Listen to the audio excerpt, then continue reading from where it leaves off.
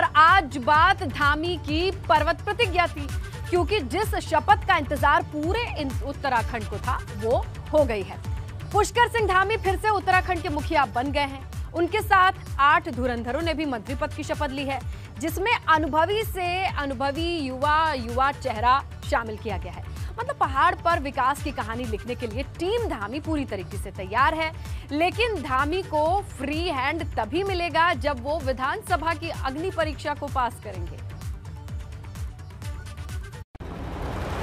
मैं पुष्कर सिंह धामी ईश्वर की शपथ लेती हूँ कि मैं विधि द्वारा स्थापित भारत के संविधान के प्रति सच्ची श्रद्धा और निष्ठा रखूंगा। भारत की प्रभुता अखंडता अक्षुण्ण रखूंगा। मैं उत्तराखंड राज्य के मंत्री के रूप में अपने कर्तव्यों का यस्यामि नवा प्रकट करिष्यामि। पर्वतमैन बने धामी लिखेंगे पहाड़ के विकास की कहानी। मैं उत्तराखंड राज्य के मुख्यमंत्री के रूप में अपने कर्तव्यों का श्रद्धापूर्वक और शुद्ध अंतःकरण से निर्वहन करूंगा।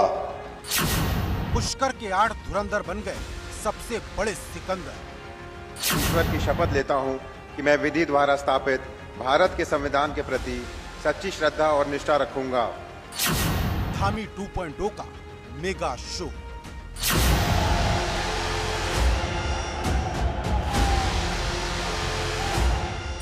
देवभूमि का दिल जीता है, मोदी का विश्वास अपार। फिर से उत्तराखंड को मिला है मोदी धामी की सरकार। 10 मार्च को उत्तराखंड की वादियों में कमल खिला था, लेकिन सूरज 13 दिन बाद निकला, जब पुष्कर सिंह धामी ने उत्तराखंड के 12वें सीएम के तौर पर दोबारा शपथ ली। मैं पुष्कर सिंह धामी ईश्वर की शपथ लेता हूं कि मैं विधि द्वारा स्थापित भारत के संविधान के प्रति सच्ची श्रद्धा और निष्ठा रखूंगा।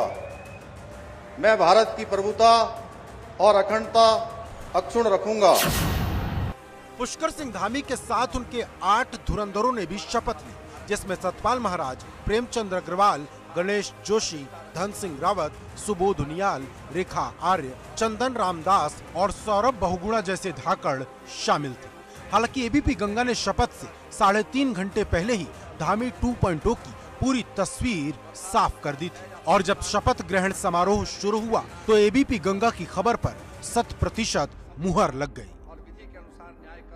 ये एक बड़ी खबर मिल रही है, शपथ ग्रहण से जुड़ी हुई। पुष्कर सिंह धामी समेत 8 मंत्री शपथ लेंगे, ये सबसे बड़ी खबर। इस वक्त की बड़ी खबर एबीपी गंगा पर कही जाती है। सारे नाम हमने दर्शकों के सामने रखे हैं। देखिए, सतपाल महाराज का दोबारा मंत्री बनना तय है। धामी के शपथ ग्रहण समारोह में पीएम मोदी, भाजपा के राष्ट्रीय अध्यक्ष जेपी नड्डा, केंद्रीय गृह मंत्री अमित शाह, रक्षा मंत्री राजनाथ सिंह, यूपी के कार्यवाहक सीएम योगी आदित्यनाथ, हरियाणा के सीएम मनोहर लाल खट्टर, मध्य प्रदेश के सीएम शिवराज सिंह चौहान, हिमाचल प्रदेश के मुखिया जयराम ठाकुर, असम के सीएम हेमंत बिस्वा शर्मा और गोवा के मनोनीत मुख्यमंत्री प्रमोद सावंत जैसे दिग्गज शामिल हुए। मतलब शपथ ग्रहण समारोह के दौरान विराट और भव्य तस्वीर नजर आई।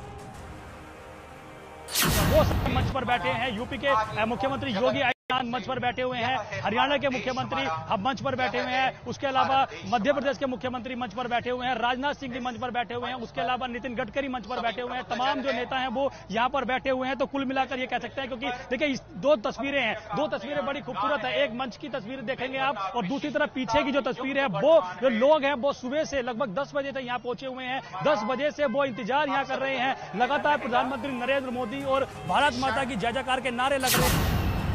दोबारा शपथ लेने के बाद सीएम पुष्कर सिंह धामी उत्तराखंड की सियासत के सबसे बड़े योद्धा बन गए हैं, जिनकी ताजपोशी ने पहाड़ की राजनीति के सारे मिथक तोड़ दिए। ये धामी की कप्तानी थी, जिसमें भाजपा ने 2/3 बहुमत हासिल कर फिर से पहाड़ पर कमल खिला दिया, और धामी के कंधों पर उत्तराखंड को आगे ले जाने की जिम्मेदारी है।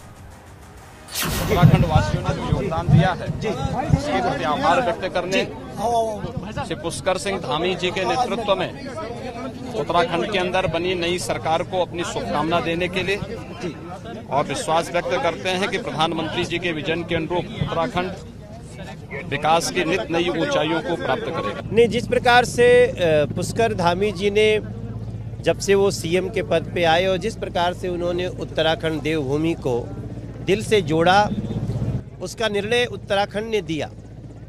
निश्चित रूप से उनकी अपनी सीट के लिए एक परेशानी हुई, लेकिन फिर भी जो पार्टी ने उनमें विश्वास दिया है वो एक बड़ा इशारा है। और जो किया है अब तक बीजेपी ने देवभूमि उत्तराखंड के लिए, उससे अलग हटके अब जो बाकी बचे चीज़ें हैं, जो आकांक्षा है देवभूमि की, उसको पूरा करके हम बताएंगे। वैसे जितनी बड़ी चुनौती धामी के ऊपर है, उतनी ही बड़ी चुनौती धामी के 8 धुरंधरों पर भी है, जिसमें सुमोध उनियाल, सतपाल महाराज जैसे अनुभवी सियासी खिलाड़ी हैं, तो सौरभ बहुगुणा जैसे युवा चेहरे भी। मोदी जी का, माननीय केंद्रीय नेतृत्व का, माननीय पुष्कर सिंह धामी जी का धन्यवाद करता हूं कि उन्होंने मुझे इस लायक समझा कि मैं कैबिनेट के हिस्सेदारी कर सकूं, भागीदारी दे सकूं। और मैं विश्वास दिलाता हूं उत्तराखंड की सारी जनता का कि ये सरकार आपके लिए है, आपके लिए काम करेगी। मैं अपने जत्थों का, अपनी पार्टी का आभार व्यक्त करता हूं कि मेरे जैसे छोटे से कार्यकर्ता को, फौज के सिपाही को दोबारा जो है सेवा करने का मौका दिया है। मैं अपने प्रदेश नेतृत्व का, राष्ट्रीय नेतृत्व का बहुत धन्यवाद कर रहा हूं, जिन्होंने मुझे ये बहुत बड़ा भरोसा मेरे को इस बार दिया है, बहुत भरोसा मेरे पर जताया है। मैं कोशिश करूंगा उनकी अपेक्षाओं को पूरा कर सकूं, उनकी आकांक्षाओं को पूरा कर सकूं। उत्तराखंड में मिली जीत भाजपा के लिए इसलिए भी खास है क्योंकि जब से उत्तराखंड का गठन हुआ तब से यहाँ लगातार 2 बार किसी ने भी सत्ता नहीं संभाली और भाजपा ऐसी पहली पार्टी बन गई है। और इसमें धामी का सबसे बड़ा योगदान है।